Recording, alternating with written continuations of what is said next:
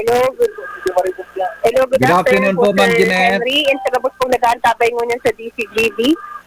Opo. Yes po. Ngunyan nga ni po, makandak po kita ni run after contribution evaders. Pero, din po pwedeng sa info ang lokasyon ni ngunyan kasi baka ma-preempt po kita and magsararado po itong mga negosyo. Siguro after na lang po, mapalita po giraray kita through search ni kung yaon sa ina pong lokasyon ka or after na lang po talaga kang kaining race na kakaindak ka. So, hindi po pala na Ma'am run Jeanette, after contribution evaders na pigigibot Yes, sir.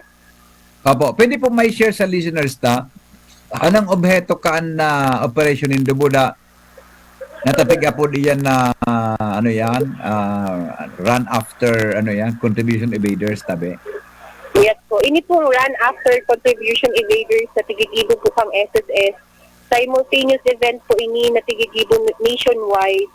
So, ngunyan po, ang Bicol Division naka-schedule po digdimo niyan sa Albay para magpanda kaini to give awareness po sa sapuyang mga employers, mga delinquent employers, or ito pong mga employers na day nagko-comply sa SSS.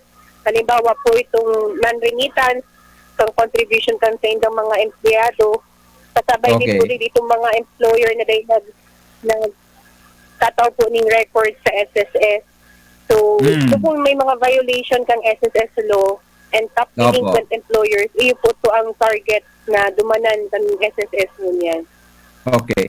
Ang sisay man po na madadakop dyan na may violations sa SSS regulations tungkol sa ship payments o premium contribution, ano pong penalidad tabi? O pag nadakop na primero pa lang, automatic papailan ni kaso, ano po ang proseso tabi, Ma'am Jeanette?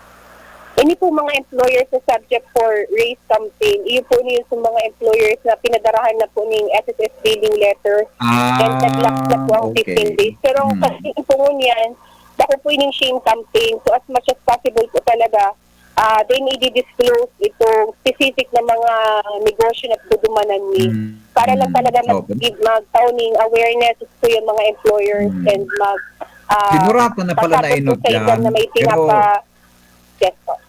Tinawana na pala iyan po kigari advance info na ikangaya arog kay ni tama? Mga violations nila. Violations? Yes po, advance na po pinaisi sa Indra kasi nagpadara na po kita ng SSS billing letter. Iyo. Pero pag di po, Ma'am Jeanette, nagsunod, ano pinakamagabat na padusa po once na napailan kikaso o na-convict sa arog ka na regulasyon?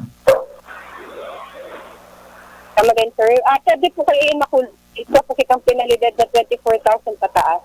Ang pinakamagabat kaya dyan, Sir Henry, once po nga pailan yung kaso, syempre mabail ka po ng 72,000.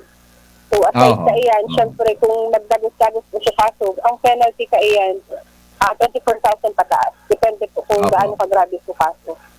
Yes, opo. Ma'am Jeanette, salamaton pong paray ha sa oras mo tabi sa DCGB. Thank you din po, Sir Henry, and malingat po kita. Okay. Madam, local lang o may kahalo kitang halos sa nasyonal? Simultaneous po ini, kaya may mga iba pong lugar din sa Pilipinas na nagigibo din po ng race po yan. Okay. Thank you so much, ma'am.